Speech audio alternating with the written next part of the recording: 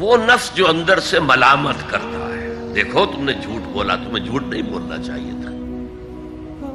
کسی اور نے ملامت کی یا نہیں کی، تمہارے اندر کوئی شے ہے جو ملامت کر رہی ہے. دیکھو تم نے فلاں شخص کا دل توڑ دیا، یہ اچھا کام نہیں کیا. یہ ہے لوامہ جس کی قسم کھائی گئی، لا اقسم بیوم القیامت ولا اقسم بالنفس اللوامہ. یہ نفس لوامہ ہر انسان میں ہے، اور جیسے ہمارے ظاہری وجود کے تقاضے ہیں، بھوک لگتی ہے، پیاس لگتی ہے، اسے کپڑے کی ضرورت ہے موسمی اثرات سے بچاؤ کے لیے، یہ جو مانوی شخصیت ہماری اندر ہے یہ بھی کچھ ڈیمانڈ کرتی ہے. اور انسان اپنے آپ کو مطمئن کرتا ہے، ریشنلائز کرتا ہے، ٹھیک ہے یہ تو خرابیاں ہیں، لیکن میں نے یہ کام بھی تو آخر کیے ہیں نا. یہ انسان کی ایک لازمی ضرورت ہے، اپنے ضمیر کو مطمئن کرنا. اب دیکھیے ہمارے ہاں کے مختلف طبقات میں مختلف تصورات ہیں نیکی کے جو رائج ہیں. ہمارے ہاں ایک مذہبی طبقہ ہے جس کے نزدیک اصل اہمیت ریچولز کی ہے، عبادات کی ہے، رسومات کی ہے. معاملات میں وہ دھوکہ دے رہے ہیں، سودا کر کے پھر گئے، ان کے دلوں میں نرمی نہیں ہے، سائلوں کو دھتکارتے ہیں. لیکن ایک اعتبار سے بہت دیکھیں، سودی کاروبار کرتے ہیں. ٹھیک ہے بھائی، میں سودی کاروبار تو کرتا ہوں، میں نے مسجد میں تو بنوائی ہے، میں نے مسجد میں جھاڑ بھی تو لگوا دیا ہے، میں نے مسجد میں قالین بھی تو بچھوایا ہے. تو نیکی کا ایک تصور یہ ہے ہمارے یہاں. اس کے بالکل برعکس ایک تصور ہے جدید تعلیم یافتہ طبقات کا تصور. آپ نے بارہا سنا ہوگا گفتگو، بھائی اصل نیکی یہ ہے کہ کوئی کسی کو دھوکہ نہ دے، جھوٹ نہ بولے، وعدہ پورا کرے، اپنا فرض صحیح طور سے ادا کرے، کہیں ملازم ہے تو اپنے فرائض صحیح طور سے ادا کرے. باقی رہ گئی نماز روزہ، یہ تو انفرادی باتیں ہیں، یہ کوئی کرتا ہے تو اپنے لیے، نہیں کرتا ہے تو کوئی بات نہیں. یہ دونوں ایک دوسرے کے بالکل برعکس تصورات ہیں. اور یہ ہمارے معاشرے میں جدید تعلیم یافتہ طبقات کا تصور نیکی اور ہمارے قدیم علماء اور ان کے زیر اثر جو عوام ہیں ان کے تصور نیکی میں یہ زمین و آسمان کا فرق ہے. آپ کو معلوم ہے کہ اپنی جسم فروش عورتیں جو ہیں وہ بھی نیکی کا کوئی نہ کوئی کام کرتی ہیں. آپ دیکھیں گے محرم میں سیاہ کپڑے پہن کے جلوس کے آگے آگے جا رہی ہیں، سبیلیں لگا رہی ہیں. مختلف مزاروں میں جب عرس ہوتا ہے وہاں جاتی ہیں، دھمال کھیلتی ہیں، وہی سیاہ کپڑے پہن کے. وہ بھی اپنے آپ کو مطمئن کرتی ہیں. مشہور ہے ایک واقعہ شہنشاہ عالمگیر اورنگزیب کا. اس نے دلی میں گانے بجانے پر پابندی لگا دی. اب ظاہر بات ہے جن کا یہ پیشہ تھا ان کا دھندا ختم تو آمدنی ختم. لاکھ کوششیں کی لیکن اورنگزیب ٹس سے بس نہیں ہوا. پھر انہوں نے ایک عجیب ترکیب کی. وہ دریائے جمنا بالکل ساتھ بہتا تھا، یہ قلعہ اس شکل میں بنایا گیا تھا، اب تو ذرا فاصلے پر. تو ایک کشتی میں وہ جمع ہو گئے، سازندے بھی اور ساز بھی، اور گاتے بجاتے ہوئے. انہیں معلوم تھا فلاں وقت جو ہے بادشاہ جھروکے میں بیٹھ کر دریا کی سیر کرتا ہے، وہاں سے گزرے اور ایک شعر گاتے ہوئے گزرے. در کوئے نیک نامی مارا گزر نہ دارند، گر تو نمی پسندی تقدیر قدارا. در کوئے نیک نامی، یہ نیکی جو ہے اس کے کوچے میں ہمارا گزر ہی نہیں ہے. در کوئے نیک نامی مارا گزر نہ دارند، یہ تو اللہ کی طرف سے فیصلہ ہے، اس کی مقرر کردہ تقدیر ہے. گر تو نمی پسندی تغییر کل قزارا، اگر تجھے پسند نہیں ہے تو تقدیر بدل دے. تو بادشاہ ہنس پڑا اور اس نے کہا کہ ٹھیک ہے بھائی، گانے بجانے کی حد تک تمہیں اجازت ہے۔ تو ہر ایک طبقے کا اپنا ایک تصور ہے نیکی کا۔ جیسے میں نے پہلے عرض کیا، بڑے بڑے ڈاکو جو ہیں وہ اپنے علاقے کے بیواؤں یتیموں کی سرپرستی کرتے ہیں، ویسے نہایت درندگی، سفاکی،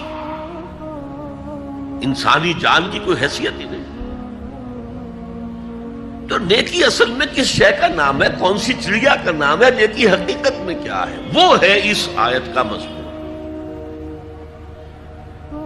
میں مثال دیا کرتا ہوں، ایک عام قصہ ہے کہ کسی گاؤں میں پہلی مرتبہ ہاتھی آیا۔ اب وہاں نابینا لوگ جو تھے انہیں بھی پتہ چلا ایک عجیب جانور آیا ہے۔ وہ آئے اور کسی نے اس کی ٹانگ کو ٹٹولا۔ اس نے کہا ہاتھی ایک ستون کے مانند ہے۔ کسی کا اس کے کان کے اوپر ہاتھ پڑا، اس نے کہا چھاج کے مانند ہے وہ۔ کسی نے پیٹ کو ٹٹولا، بہت بڑا ڈھول ہے وہ۔ بالکل یہی معاملہ ہے نیکی کے تصور کے بارے میں۔ اڑائے کچھ ورق لالے نے، کچھ نرگس نے، کچھ گل نے، چمن میں ہر طرف بکھری ہوئی ہے داستان میری۔ کسی نے نیکی کا ایک حصہ لے لیا، کسی نے دوسرا لے لیا، کسی نے تیسرا لے لیا۔ وہ مکمل سراپا نیکی، حقیقی نیکی کس میں ہے، یہ ہے اس آیت کا مضمون۔ اب چوتھے نمبر پر یہ تمہیدی باتیں جو میں عرض کر رہا ہوں، اس آیت کا پس منظر کیا ہے جسے ہم کہتے ہیں شان نزول؟ کیا بحث چل رہی تھی جس میں ہدایت کے لیے یہ آیت نازل ہوئی؟ ذہن میں رکھیے کہ تحویل قبلہ اس آیت کا پس منظر ہے، شان نزول ہے۔ آپ کو معلوم ہے مکے میں جب تک حضور رہے، آپ جب نماز پڑھتے تھے تو آپ جنوبی جانب کھڑے ہوتے تھے، یعنی رکن یمانی اور وہ کونا کہ جس میں حجر اسود نصب ہے، ان دونوں کے درمیان کھڑے ہوئے کعبے کی طرف رخ کیا، تو اسی رخ پر بیت المقدس بھی ہے۔ اسے کہتے ہیں استقبال قبلتین، دونوں قبلوں کا بیک وقت استقبال ہو گیا، رخ ہو گیا دونوں طرف، خانہ کعبہ کے بھی اور بیت المقدس کے بھی۔ مدینے میں آ کر تو یہ ناممکن ہے۔ اب اگر کعبے کی طرف رخ کرو گے تو بیت المقدس کی طرف پشت ہو جائے گی، وہ شمال میں ہے، یہ جنوب میں ہے۔ اگر بیت المقدس کی طرف رخ کرو گے تو کعبے کی طرف پیٹھ ہوگی۔ لیکن آپ کو معلوم ہے کہ حضور نے 16 یا 17 مہینے مدینے آنے کے بعد بیت المقدس کی طرف رخ کر کے نماز پڑھی۔ اب ایک شکل تو یہ ہے کہ یہ حضور کا ذاتی اجتہاد ہو اور اس کو اللہ نے تسلیم کر لیا ہو کہ ٹھیک ہے، یہ بھی ممکن ہے۔ اسے تقریر کہتے ہیں اصطلاح میں۔ حدیث کس چیز کا نام ہے؟ حضور کا قول یا فعل یا تقریر۔ پہلی دونوں چیزیں تو آپ جانتے، قول اور فعل۔ یہ تقریر کیا ہے؟ حضور کے سامنے کوئی کام کیا گیا اور حضور نے نہیں روکا، تو امپلائڈ ہے اس کے اندر کہ یہ کام حرام نہیں ہے، حضور کے سامنے ہوا ہے، آپ نے روکا نہیں۔ تو اگر یہ ذاتی اجتہاد تھا تو تقریر ہو گئی اس کی اللہ کی طرف سے، لیکن زیادہ غالب پہلو یہ ہے کہ یہ اللہ کے حکم سے حضور نے کیا، اور یہ حکم وحی خفی کے ذریعے سے آیا، اس لیے کہ قرآن مجید میں اس کا ذکر نہیں ہے کہ اللہ نے حکم دیا ہو کہ اے محمد صلی اللہ علیہ وسلم اب آپ اور آپ کے ساتھی بیت المقدس کی طرف رخ کر کے نماز پڑھے، یہ نہیں ہے۔ تو یہ وحی خفی، وحی جلی، وحی خفی، دو قسم کی وحیاں حضور کو ہوتی تھی۔ نبی کے لیے تو وحی خفی بھی وحی جلی کے اسی کے حکم میں ہے، لیکن عام آدمی کا، کوئی ولی اللہ بڑے سے بڑا ہو، اس کی بھی اس کا کشف، اس کا الہام حجت نہیں ہے دین میں۔ بہرحال یہ شاید حضور کو اللہ نے وحی خفی کے ذریعے حکم دیا۔ اس کا ایک بہت بڑا سیاسی فائدہ ہوا حضور کو، اور وہ یہ کہ مدینے میں آ کر آپ کا واسطہ پڑا یہودیوں سے۔ وہ بہت منظم تھے، تعلیم یافتہ تھے، بہت کلچرڈ تھے، ان کے ہاں فقہا تھے، ان کے ہاں مفتی لوگ موجود تھے۔ اگر فوری طور پر تصادم یہود کے ساتھ ہو جاتا تو حضور کے قدم مدینے میں جمنا آسان نہ ہوتا۔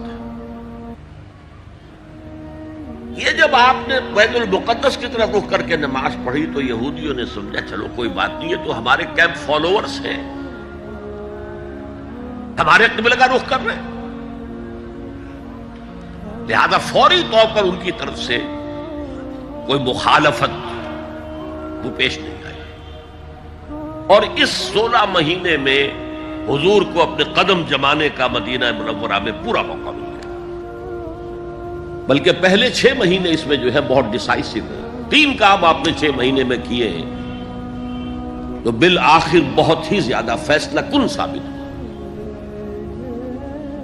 نمبر 1 یہ کہ آپ نے مسجد نبوی کی تعمیر کر لی، اب یہی مرکز ہے، یہی درسگاہ ہے، یہی خانقاہ ہے، یہی پارلیمنٹ ہے، یہی دارالمشاورت ہے، یہیں سے فوجیں تیار کی جا رہی ہیں، یہی وفود آ کر پیش ہو رہے ہیں، بہرحال ایک مرکز مہیا ہو گیا۔ نمبر 2 یہ کہ مہاجرین میں اور انصار میں مواخات، ایک مہاجر ایک Ansari, they were declared brothers، یہ تھی انٹیگریشن آف دی سوسائٹی۔ اور تیسرا کام آپ نے یہ کیا اسی دوران میں جس کا تعلق اس حکمت عملی کے ساتھ بہت گہرا بن جاتا ہے کہ یہود کو جکڑ لیا ایک معاہدے میں، میثاق مدینہ، کہ اگر مدینے پر کوئی باہر سے حملہ آور آیا تو ہم سب مل کر واحد امت کی حیثیت سے مدینے کا دفاع کریں گے۔ جوائنٹ ڈیفنس آف مدینہ کا پیکٹ ہو گیا، اور یہ چیز بھی حضور کی کامیابی میں بہت فیصلہ کن ثابت ہوئی۔ تو اس اعتبار سے یہ تحویل قبلہ جب پھر ہوئی ہے، اور میں نے جو کہا تھا کہ اللہ نے ہی کوئی حکم دیا تھا وحی خفی کے ذریعے، وہ اس سے ثابت ہوتا ہے کہ نہ صرف بہت سے مہاجرین پر یہ بات شاخ گزر رہی تھی، خود حضور پر بھی شاخ گزر رہی تھی کہ میں پیٹھ کیے ہوئے ہوں کعبے کی طرف۔ چنانچہ قرآن مجید میں یہ آیا ہے قد نرا تقلب وجهك في السماء، اے نبی ہم آپ کے چہرے کا، نگاہوں کا آسمان کی طرف اٹھنا بار بار دیکھتے رہے ہیں۔ آپ منتظر تھے کہ وقت آئے، حکم آئے، وحی آئے اور میں رخ بدل دوں۔ وما جعلنا القبلة التي كنت عليها الا لنعلم من يتبع الرسول ممن ينقلب على عقبيه، یہ اللہ نے اپنی طرف منسوب کر دیا، اور ہم نے وہ قبلہ جس پر تم اب تک رہے ہو 16 مہینے 17 مہینے یہ مقرر کیا تھا تاکہ دیکھ لیں کہ کون ہے رسول کا اتباع کرنے والے اور کون ہے جو اپنے الٹے پاؤں پھر جانے والے۔ کیا مطلب ہے اس کا؟ مہاجرین مکے سے آئے تھے، ان کے دلوں میں عظمت جو ہے کعبے کی وہ پلی ہوئی تھی اندر ٹھوک ٹھوک کر۔ اب دیکھا اللہ نے حکم نہیں دیا وحی جلی کے ذریعے سے، یہ رسول کا حکم تھا، گویا کہ یہ ایک امتحان ہو گیا کہ کہیں تمہاری حمیت جاہلی، تمہاری محبت جو تمہیں کعبے سے ہے وہ تمہیں اسلام سے پھیر تو نہیں دیتی؟ آیا تم رسول کے حکم کو مقدم رکھتے ہو اور اپنی کسی سابقہ حمیت، جسے حمیت جاہلی ہم کہہ دیں گے، اس کو مقدم رکھتے ہو؟ یہ ایک سخت امتحان تھا جس میں کہ اہل مکہ جو مہاجرین تھے وہ مبتلا کیے گئے، اور خاص طور پر یہ بات کہ رسول کا حکم ماننے کی تاکید، چاہے ابھی قرآن میں کوئی آیت نہیں آئی ہے لیکن حقیقی مومن کے لیے رسول کا فرمانا بھی ایسے ہی ہے جیسے کہ اللہ کا فرمانا۔ اس کی تربیت بھی ہو گئی۔ لیکن یہ کہ اکثر کا معاملہ یہ تھا کہ یہ معاملہ شاخ گزر رہا تھا، یہاں تک کہ حضور کا معاملہ بھی تھا قد نرا تقلب وجهك في السماء فلنولینک قبلۃ ترضاها، تو اے نبی ہم بدل دیں گے قبلہ وہ جو آپ کو پسند ہے، اب رخ کرو مسجد حرام کی طرف، فولوا وجوہکم شطر المسجد الحرام، اب اپنا رخ کر لو مسجد حرام کی طرف۔ چنانچہ مدینے میں ایک مسجد القبلتین ہے، جو حضرات گئے ہیں زیارت کرتے ہیں انہوں نے زیارت کی ہوگی۔ حضور مدینے سے باہر ایک قبیلے کی جگہ تھی، وہ وہاں گئے ہوئے تھے، کوئی دعوت طعام تھی، دوپہر کا کھانا تھا، اسی وقت ظہر کا وقت ہو گیا۔ حضور نے جماعت کھڑی کی اور قبلہ جو ہے بیت المقدس، اسی نماز کے دوران یہ آیات وہی نازل ہو گئی، آپ نے فوراً رخ بدلا اور پوری جماعت نے رخ بدل لیا، اور اسی لیے اس مسجد میں دو قبلے ہیں، دو محرابیں ہیں، ایک شمال کی جانب بیت المقدس کی جانب، دوسری جنوب کی جانب یعنی مکہ مکرمہ کی جانب۔ اب یہ تحویل قبلہ جو ہے یہ ہے بات اصل میں سمجھنے کی، ایک بہت بڑے فتنے کی بنیاد بن گیا۔ فتنہ آزمائش کو کہتے ہیں اور فتنہ فساد کو بھی کہتے ہیں۔ فساد یہودیوں کی طرف سے شروع ہوا، یہ کیسا نبی ہے جس کا قبلہ ہی معین نہیں؟ ابھی یہ شمال کی طرف رخ کر کے نماز پڑھ رہا تھا اور اب اس نے جو ہے جنوب کی طرف رخ کر لیا، کیسا رسول ہے یہ؟ کیسا نبی ہے؟ حضور کے خلاف لوگوں کو بھڑکانے کا انہیں اب ایک موقع ہاتھ آ گیا، اور آپ کے علم میں ہے کہ اوس اور خزرج کے جو عوام ہیں وہ یہود کے بہت زیر اثر تھے، بہت زیر اثر تھے۔ وہی بات کہ وہ سمجھتے تھے ہمارے پاس نہ کوئی شریعت ہے، نہ کتاب ہے، نہ کوئی قانون ہے، نہ ہمارے ہاں کوئی مفتی ہے، نہ قاضی ہے۔ ان کے ہاں تو کتاب ہے، شریعت ہے، مفتی ہے، قاضی ہے، ان کا تو بڑا کلچرڈ لوگ ہیں، تو ایک روب تھا ان کا۔ لہذا یہ ایک ان کو موقع مل گیا کہ اس پر لوگوں کے جذبات کو بھڑکائیں اور حضور سے برگشتہ کر دیں۔ دوسری طرف سادہ لو مسلمانوں کے اندر بھی ایک فتنہ بطور آزمائش آ گیا کہ اگر اصل قبلہ یہ تھا تو یہ 16 مہینے کی نمازیں تو ہماری اکارت گئی، غلط رخ پر پڑی ہم نے، اور نماز تو دین کا اصل ستون ہے، اور یہ نمازیں ہماری ضائع ہو گئی۔ یہ ان کے دلوں میں ایک وسوسہ پیدا ہوا۔ اس پہلو سے اس مسئلے پر بڑی مفصل گفتگو قرآن میں ہوئی ہے، میرے اور آپ کے لیے، بلکہ مجھے اعتراف ہے کہ میں یہ سوچتا رہا اتنی مفصل گفتگو بار بار فولوا وجوہکم شطر المسجد الحرام، فولوا وجوہکم شطرہ، یہ بار بار پورے 2 رکوع قرآن مجید میں، سورہ بقرہ کا 17واں رکوع، 18واں رکوع اسی پر، اس لیے کہ ہم اس سینسٹیونیس کا اندازہ نہیں کر سکتے کہ جو اس وقت پیدا ہو گئی تھی اس پر۔ تحویل قبلہ پر یہ معمولی نہیں بات تھی، یہود نے سمجھ لیا تھا کہ اب معلوم ہوا یہ ایک نئی امت کا آغاز ہے، اس کا مرکز اب نیا بن گیا ہے۔ اب تک وہ سوچ رہے تھے کہ ہمارے ہی، چنانچہ ایک اور واقعہ ہوا تھا کہ یہ عاشورہ کا روزہ رکھتے تھے یہودی۔ حضور نے پوچھا کیوں رکھتے ہو 10ویں محرم کا روزہ؟ انہوں نے کہا کہ اصل میں ہمیں جو نجات ملی تھی فرعون سے، اور فرعون کو جو غرق کیا گیا تھا لاؤ لشکر سمیت، وہ 10 محرم کو ہوا تھا، ہم شکرانے کے طور پر روزہ رکھتے ہیں۔ حضور نے فرمایا کہ موسیٰ کے تو ہم تم سے زیادہ مستحق ہیں، لہذا مسلمانوں کو حکم دیا کہ تم بھی 10ویں محرم کا روزہ رکھا کرو۔ اب یہ چیزیں ایسی تھیں کہ جس سے وہ پیسیفائیڈ تھے ایک طرح سے، کہ نہیں یہ کوئی نئی چیز نہیں ہے، یہ ہمارے کیمپ فالوورز، بلکہ حضور نے فرمایا تم 2 روز کا روزہ رکھو، 9ویں محرم کا بھی 10ویں کا۔ بہرحال اس پر جو ایک تشویش ہوئی ہے، اس تشویش کو دور کرنے کے لیے 2 رکوع، 17واں 18واں رکوع، 2 رکوع پورے کے پورے اسی بحث پر مشتمل ہیں، اور اس کے علاوہ اب میں مثال دوں کہ میرا ایک ہاتھ یوں ہے، ایک ہاتھ یوں ہے، بیچ میں میرا جسم ہے، تو اس بحث کا جسم جو ہے وہ تو وہ دو رکوع ہیں، رکوع 17واں 18واں، لیکن ادھر دور پہلے ایک آیت آ گئی تھی جس نے زمین ہموار کی، للہ المشرق والمغرب فینما تولوا فثم وجہ اللہ، دو رکوع پہلے، مشرق و مغرب سب اللہ کے ہیں، جدھر بھی رخ کرو اللہ کا رخ ہے۔ قبلے کا مطلب یہ تو نہیں ہے کہ اللہ اس سمت میں محدود ہے، معاذ اللہ، اللہ کا رخ، اللہ تو مشرق میں ہے، مغرب میں ہے، شمال میں ہے، جنوب میں ہے، فوق میں ہے، تحت میں ہے، ہر جگہ ہے۔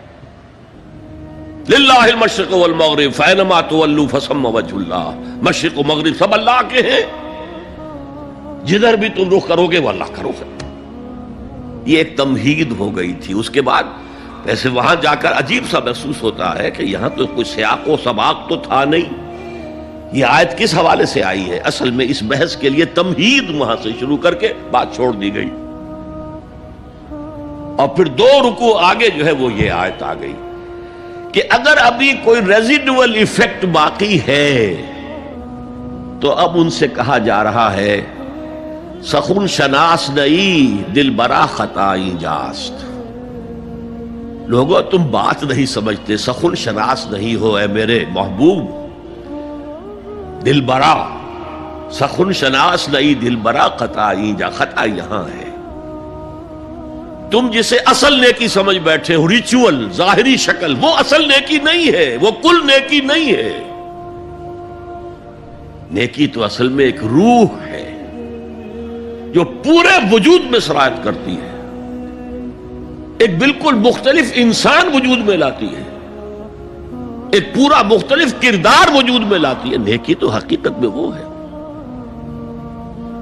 جیسے کہ ہمیں معلوم ہے نماز کا ایک ظاہر ہے، فقہ اس سے بحث کرے گی، لیکن اصل نماز آپ کو اللہ کی حضوری کا شرف حاصل ہوا، کچھ حضور قلب میسر آیا، کوئی خشوع و خضوع ہوا، کوئی اللہ کے ساتھ مخاطبت اور مکالمے کی صورت پیدا ہوئی؟ کیا تم نے جب سجدہ کیا تو محسوس کیا کہ تم نے اپنے رب کے قدموں پر اپنا سر رکھ دیا ہے؟ اگر یہ نہیں ہے تو ٹھیک ہے، فقہی نماز ادا ہو گئی، اصل نماز تو ادا نہیں ہوئی، نماز کی روح تو تم نے نہیں پائی۔ تو ہر شے کا ایک ظاہر ہے اور ایک اس کی روح ہے، باطنی روح۔ ہم اپنی مجبوری سے ظاہری ہی بات کو دیکھ سکتے ہیں، روح تو ہماری نگاہوں کے سامنے ہے نہیں، جس کا نتیجہ یہ نکلتا ہے کہ صرف ظاہر ہی ظاہر رہ جاتا ہے، روح کی طرف توجہ ہی نہیں ہوتی۔ اور یہی سب سے بڑا الزام، سب سے بڑی تنقید حضرت مسیح کی تھی یہودیوں پر۔ تم مچھر چھانتے ہو اور سموچے اونٹ نکل جاتے ہو۔ ظاہری معاملات میں، فقہی معاملات میں بحثیں ہو رہی ہیں، مفصل بحثیں ہو رہی ہیں، اور کفر کے فتوے لگ رہے ہیں، تم نے اگر یہ کر دیا تو یہ ہو گیا، اور سموچے اونٹ نکل رہے ہو، حرام کاموں میں تم ملوث ہو، سود تم لے رہے ہو۔ یہ ہے کہ تمہارا معاملہ سارا کا سارا دین کی ظاہر سے رہ گیا۔ اور یہ جو فرمایا ہے کہ تمہاری مثال ان قبروں کی سی ہے جن کے اوپر تو سفیدی کر رکھی ہے لیکن اندر گلی سڑی ہڈیوں کے سوا کچھ نہیں۔ روح دین سے تم ناآشنا ہو چکے ہو، محبت خداوندی تم میں نہیں ہے، لیکن ظاہر پرستی ہے، مظاہر پرستی ہے، ریچولزم ہے، تمہارا دین یہ بن کر رہ گیا۔ آج ہمارے ہاں بھی صورتحال مختلف نہیں ہے، میں عرض کر چکا ہوں۔ سب سے بڑا طبقہ ہمارے ہاں ظاہر بات ہے کہ جو ہمارے علماء کے زیر اثر ہے، اور وہ فقہاء ہیں، اور فقیہ کا کام ہی ہے کہ وہ ظاہر سے بحث کرے، باطن سے تو بحث نہیں کر سکتا۔ لہذا ریچولز ہی ریچولز رہ گئے ہیں، حقیقی روح ہر شے کی ختم ہو چکی ہے۔ رہ گئی رسم اذاں روح بلالی نہ رہی، اور فلسفہ رہ گیا تلقین غزالی نہ رہی۔ نماز و روزہ و قربانی و حج یہ سب باقی ہے، تو باقی نہیں۔ اب آئیے اس پر غور کیجئے، جو میں نے عرض کیا تھا لیس البر، اب زبر اور پیش میں زمین و آسمان کا فرق ہو جاتا ہے۔ لیس البر ہوتا جیسا کہ ہے سورہ بقرہ میں آگے جا کر، لیس البر ان تاتوا البیوت من ظہورہا، ان کے ہاں یہ قاعدہ تھا یا ایک رواج ہو گیا تھا کہ اگر احرام باندھ کر گھر سے نکل آئے اور اب کسی ضرورت سے گھر جانا پڑا، دروازے سے نہیں داخل ہوں گے، ایک دفعہ احرام باندھ کے نکل آئے، اب کیسے جائیں واپس؟ تو گھر کے پچھواڑے سے دیوار پھلانگ کے جاتے تھے۔ تو وہاں کہا یہ کوئی نیکی نہیں ہے۔ لیس البر ہوتا تو اس کا مطلب ہوتا سرے سے کوئی نیکی نہیں ہے، یہ تو بڑا من گھڑت ایک خیال ہے۔ لیس البر یہ خبر ہے جسے مقدم کیا گیا ہے، اور اس کا مفہوم اب ہو گیا حصر کا، کل نیکی یہ نہیں ہے، یعنی نیکی کا ظاہر بھی ضروری ہے۔ یہ نہ سمجھو کہ نماز کا ظاہر کوئی معنی نہیں رکھتا، طہارت حاصل ہوئی ہے یا نہیں ہوئی ہے، وضو صحیح ہوا ہے یا نہیں ہوا ہے، جو پانی استعمال کیا تھا وہ بھی پاک تھا کہ نہیں تھا، یہ ساری چیزیں ضروری ہیں، دین کا ظاہر بھی ضروری ہے۔ یہ نہ نفی کیجئے کہ ان فقہا کا کیا ہے، ظاہر ہی کو لیتے ہیں۔ ہمارے ہاں بعض جو ہے انتہا پسند جو ہے، جو ملنگ ٹائپ صوفی ہوتے ہیں، ایک تو حقیقی کوئی صوفی ہو، ایک ملنگ تھا، وہ ان تمام چیزوں کو چھوڑ بیٹھتے۔ جیسے میں نے آپ کو شعر سنایا تھا اور اختلاف بھی کیا تھا، مولانا روم نے کچھ زیادتی کی ہے، سختی کی ہے، انداز بیان اچھا نہیں ہے کہ ماز قرآن مغزہ برداشتیم استخاں پیش سگاں انداختیم، ہم نے قرآن سے اس کا اصل مغز جو ہے وہ کشید کر لیا ہے، ہڈی کا گودا ہم نے کھینچ لیا، اب ہڈی خالی ہمیں پھینک دی ہے۔ یہ ہمارے صوفیہ میں سے بعض کا طرز عمل رہا ہے جو غلط ہے۔ نہیں، ظاہر بھی اہم ہے، ظاہر بھی نیکی ہے۔ صلو کما رأیتمونی اصلی، نماز پڑھو اسی طرح جیسے مجھے دیکھتے ہو کہ میں نماز پڑھتا ہوں، ظاہر بھی کنفرم کرنا چاہیے اس کے ساتھ، لیکن اصل شے نماز میں توجہ ہے، انابت ہے، خشوع ہے، خضوع ہے، حضور قلب ہے۔ لہذا یہاں ترجمہ ہوگا کل نیکی یہی نہیں ہے کہ تم اپنے چہرے مشرق اور مغرب کی طرف کر لو، یہ تو ایک ظاہر ہے۔ اور اس میں مجھے غالب کا شعر یاد آ رہا ہے، قبلے کو اہل نظر قبلہ نما کہتے ہیں، ہے پرے سرحد ادراک سے اپنا مسجود، جسے ہم سجدہ کر رہے ہیں وہ تو ہمارے ادراک اور شعور اور وہم اور خیال اور تصور اور تخیل سے وراء الورا وراء الورا وراء الورا ہے، پرے سرحد ادراک سے اپنا مسجود۔ قبلے کو اہل نظر قبلہ نما کہتے ہیں، یہ کعبہ تو قبلہ نما ہے۔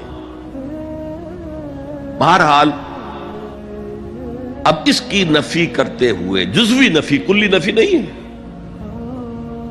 لیس البر، کل نیکی یہ نہیں ہے کہ تم اپنے چہرے مشرق اور مغرب کی طرف کر لو، ولکن البر، بلکہ نیکی اس کی ہے، یہاں پر بھی اب لفظ محذوف ہے، ولکن البر بر من آمن باللہ والیوم الآخر، نیکی تو حقیقت میں اس کی ہے۔ اس میں آگے بڑھنے سے پہلے مجھے یاد آیا کہ میں بر کے مفہوم پر بھی کچھ گفتگو کر لوں۔ بر کسے کہتے ہیں؟ بہت عمدہ باتیں جو ہے پہلے کہی ہیں۔ بر اور بر یہ دونوں مادہ تو ایک ہی ہے، بحر و بر۔ جب تک انسان سمندر میں رہتا ہے، آج کا تو خیر تصور نہ کیجئے، پہاڑوں جیسے جو ہے پہاڑ سمندر میں چل رہے ہوتے، عام حالات میں کوئی اس کے ادھر ادھر جو ہے کوئی ہچکولے محسوس نہیں ہوتے، لیکن پرانے زمانے کے سمندر کا تصور کیجئے تو ہر وقت وہ ہے آدمی غیر مطمئن ہوتا تھا، اسی وقت کچھ ہو سکتا ہے، ہچکولا آ رہا ہے، ادھر سے آ رہا ہے، ادھر سے آ رہا ہے، تو دل میں ایک خوف سا رہتا تھا، ایک بے چینی سی رہتی تھی، عدم تحفظ کا ایک احساس رہتا تھا۔ بر پر، خشکی پر آتے ہی اطمینان ہو گئے۔ تو یہ اصل میں انسان کے باطنی اطمینان کے لیے، جو ابھی آپ نے فرمایا کہ نیکی وہ ہے کہ جس کو کر کے تمہیں خوشی حاصل ہو۔ اور فتویٰ اپنے دل سے لے لیا کرو. ما حاک فی صدرک، جو کچھ تمہارے سینے کے اندر جو کچھ جس سے خدبد ہو جائے، جس سے بے چینی ہو جائے، وہ اسم ہے، وہ گناہ ہے. الاسم ما حاک فی صدرک وکرہت ان یطلع علیہ، اور گناہ وہ ہے کہ جس کے بارے میں تمہیں یہ پسند نہ ہو کہ لوگوں کو اس کی اطلاع ہو، وہ گناہ ہے. اس میں بھی مجھے جیسے انگریزی کی ایک نظم کا سٹینزا جو ہے یاد آیا تھا. Art is long and time is fleeting, دوڑا جا رہا ہے یہ وقت. And our hearts though stout and brave still like muffled drums are beating funeral marches to the grave. اپنے دل کی ہر بیٹ کے ساتھ ہم اپنی قبر سے قریب سے قریب تر ہوتے جا رہے ہیں. اسی طرح کی ایک نظم ہے، بڑی پیاری نظم ہے.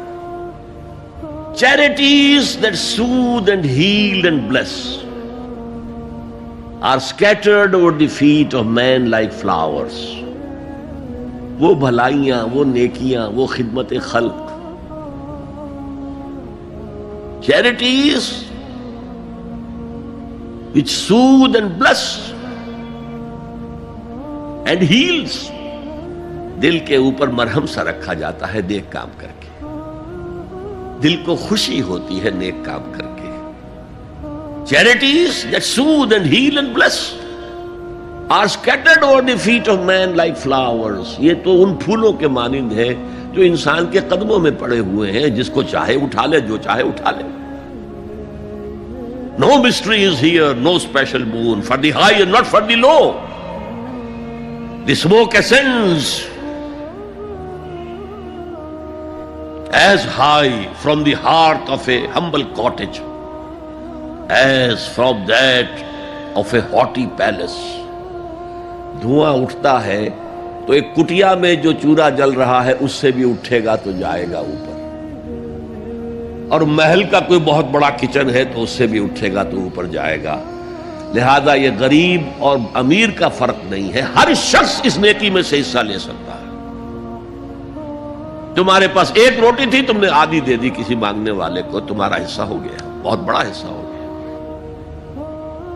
اور کسی بڑے امیر آدمی نے 150 جو ہے مسکین کو کھانا کھلا دیا، وہ اس کے قریب بھی نہیں آ سکے گا اجر و ثواب کے اعتبار سے اس شخص کے کہ جس کے پاس ایک ہی روٹی تھی اور اس نے آدھی دے.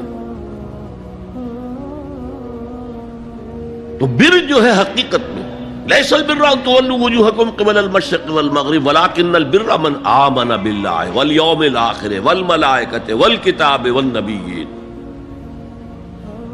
میں بھی ایک زمانے میں اس پر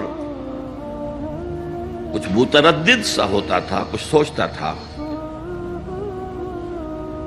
یہ نیکی کا تعلق تو ہم عمل سے سمجھتے ہیں، یہاں ایمان کی بحث کی کیا ضرورت ہے؟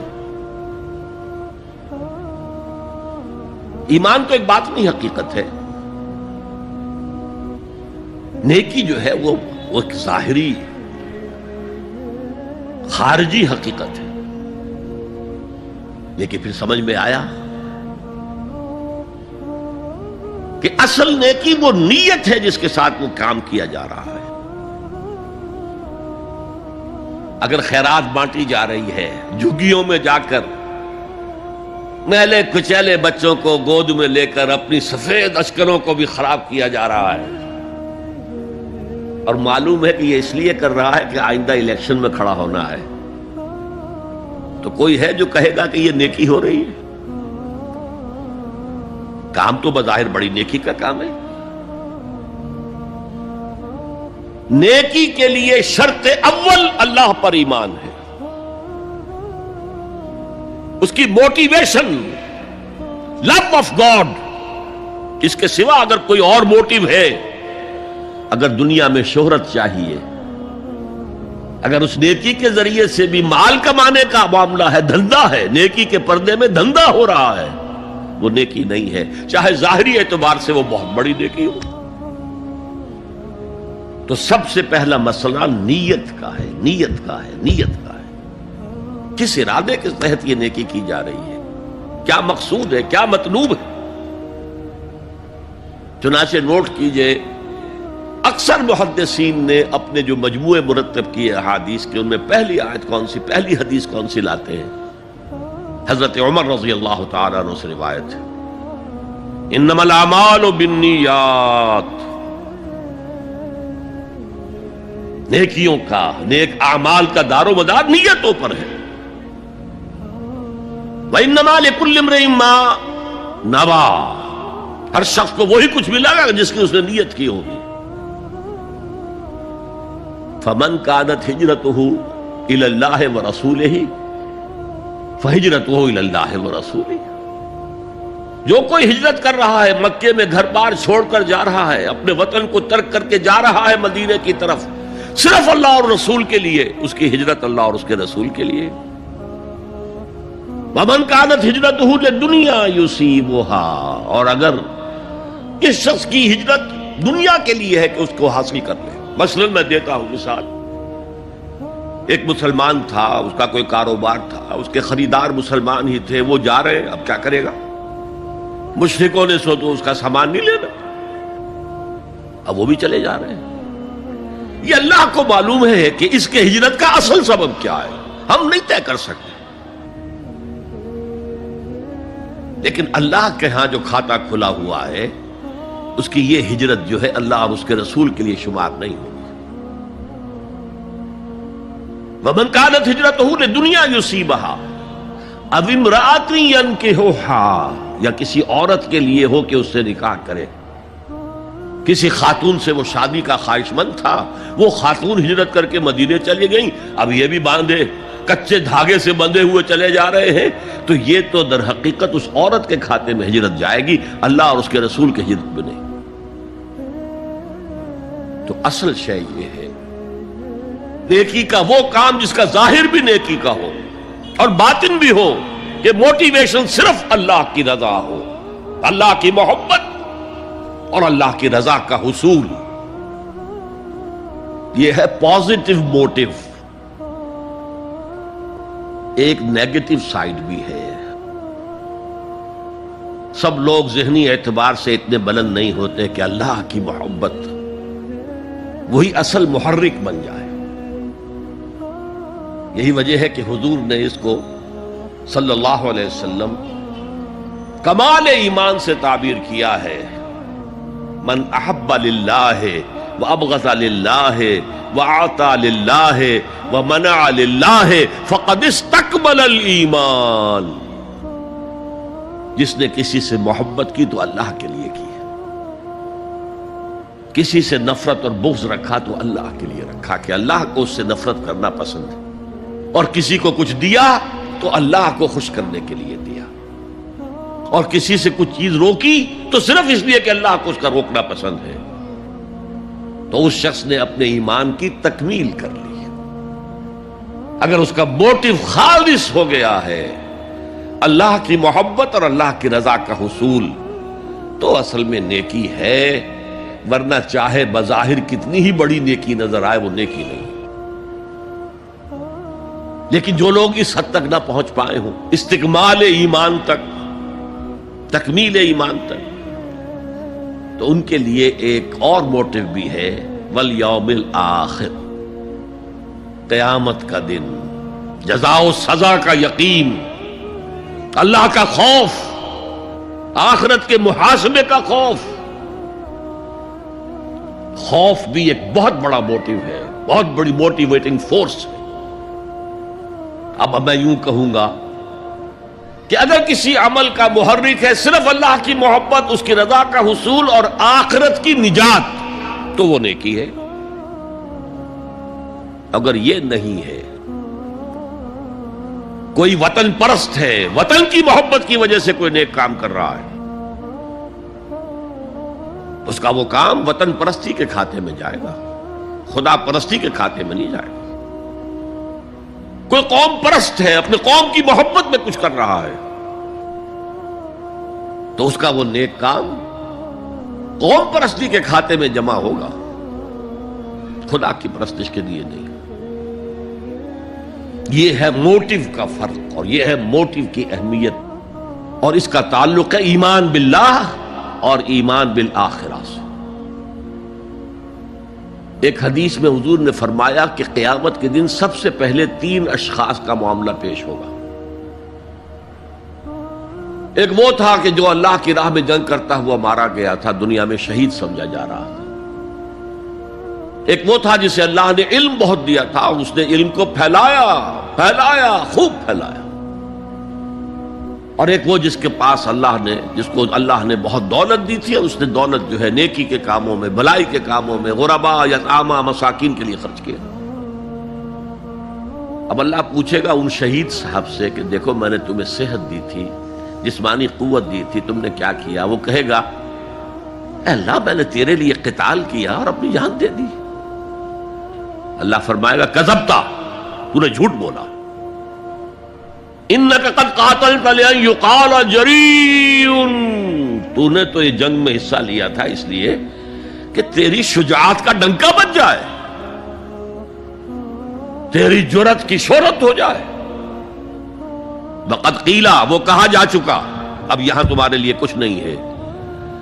اور فرشتوں کو حکم ہوگا اور اوندے منہ گھسیٹتے ہوئے اس کو جہنم میں ڈال دینا۔ یہی حشر ہوگا اس عالم کا، تو نے وہ نیکی کا کام کیا تھا، لئن یقال عالم، کہا جا چکا دنیا میں، ڈنکا بج چکا تمہاری شہرت کا۔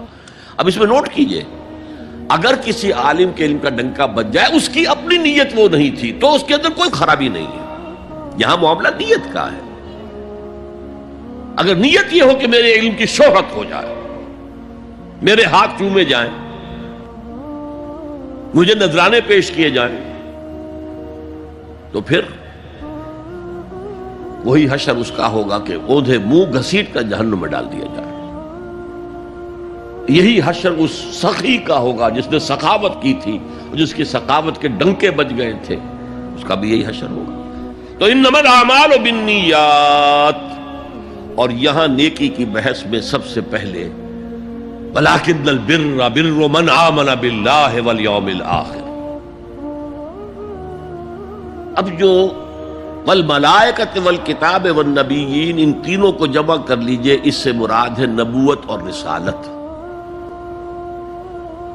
ملائکہ وحی کا ذریعہ ہیں جو انبیاء تک لے کر آتے رہے۔ اس وحی کا جو ریکارڈ مرتب ہوا وہ کتابیں ہیں، اور جن پر وہ وحی آئی وہ نبی ہیں۔ ان تینوں کو جمع کر لیجئے، رسالت، ایمان باللہ، ایمان بالآخرہ اور ایمان بالرسالت۔ اب اس کا تعلق کیا ہے نیکی کے ساتھ؟ یہ ذرا گہری بات ہے۔ دیکھیے نیکی کا جذبہ بھی، جو انسان کے پیشنز ہوتے ہیں وہ اندھے بہرے ہوتے ہیں۔ پیشنز، جذبات، نیکی بھی ایک جذبہ ہے۔ کبھی یہ جذبہ حد اعتدال سے تجاوز کر کے بدی بنا دیتا ہے۔ جیسے رہبانیت، ترک دنیا، شادی نہیں کروں گا، گھر گھرستی کا بکھیڑا مول نہیں لوں گا، بس اللہ سے لو لگاؤں گا۔ ظاہر بات ہے جس نے بھی فیصلہ کیا نیکی کے جذبے کے تحت کیا نا، لیکن اس کا جو نتیجہ نکلا اکثر و بیشتر پھر حرام کاری ہوئی۔ آپ عیسائیت کی جو ہے ہسٹری آف کرسچین موناسٹسزم، اس کا مطالعہ کیجئے، انہوں نے خود لکھا ہے کہ بظاہر راہب خانے ہیں، راہب اور راہبائیں رہتی ہیں، اور ان کے تہخانوں میں حرامی بچوں کے قبرستان ہو جاتے تھے۔ یہ نیکی کے جذبے نے بدی کو جنم دیا ہے۔ حضور کے ساتھ ایسا ہوا۔ 3 اشخاص آئے، انہوں نے حضور کی ازواج مطہرات سے معلوم کیا آپ رات کو کتنا وقت نماز میں لگاتے ہیں، آپ مہینے میں کتنے نفلی روزے رکھتے ہیں۔ اب جو کچھ انہیں بتایا گیا، حضور کی زندگی کھلی کتاب تھی، بتا دیا گیا اتنا عرصہ جو ہے آپ رات کو تہجد پڑھتے ہیں، بتا دیا گیا مہینے میں اتنے روزے رکھتے ہیں۔ انہوں نے اسے کم سمجھا، فتقالوہا، قلیل سمجھا کہ یہ تو زیادہ نہیں ہے، ہمارا تو خیال تھا کہ آپ ساری رات ہی کھڑے رہتے ہوں گے، لیکن اپنے دل کو مطمئن کرنے کے لیے کہ حضور کی کہیں توہین بھی نہ ہو جائے، کہا جی انہیں تو ضرورت نہیں ہے، وہ تو معصوم ہی ہیں، ان کی خطائیں اول تو ہوتی نہیں، اگر کوئی ہے بھی تو اللہ نے کہہ دیا قد غفر اللہ لک ذنبک ما تقدم منہا وما تاخر، اللہ نے تو معاف کر دیا اگلے پچھلے سارے گناہ، میرے لیے یہ کافی نہیں ہے۔ ایک نے کہا میں پوری رات عبادت کروں گا، اپنی قبر بستر سے نہیں لگاؤں۔ دوسرے نے کہا کہ میں ہمیشہ ہر روز روزہ رکھوں گا، کبھی افطار نہیں کروں گا۔ تیسرے نے کہا میں کوئی شادی بیاہ نہیں کروں گا، یہ کھکیڑ میں نہیں پڑھوں گا میں۔ حضور کو خبر ہو گئی، آپ نے طلب فرمایا اور غصے کے انداز میں وہ الفاظ کہے کہ جو حضور سے بالکل متوقع نہیں ہے۔ واللہ انی لاتقاکم واخشاکم، خدا کی قسم میں تم سب سے زیادہ متقی ہوں اور سب سے زیادہ اللہ سے ڈرنے والا ہوں، لیکن میرا طریق یہ ہے کہ میں رات کو سوتا بھی ہوں اور نماز بھی پڑھتا ہوں، میں روزہ رکھتا بھی ہوں، ناغہ بھی کرتا ہوں، میں نے شادیاں کی ہیں، متعدد ازواج میرے گھروں میں ہیں۔ فمن رغب عن سنتی فلیس منی، جو بھی میری سنت سے ہٹا وہ مجھ میں سے نہیں ہے، میرا امتی نہیں ہے۔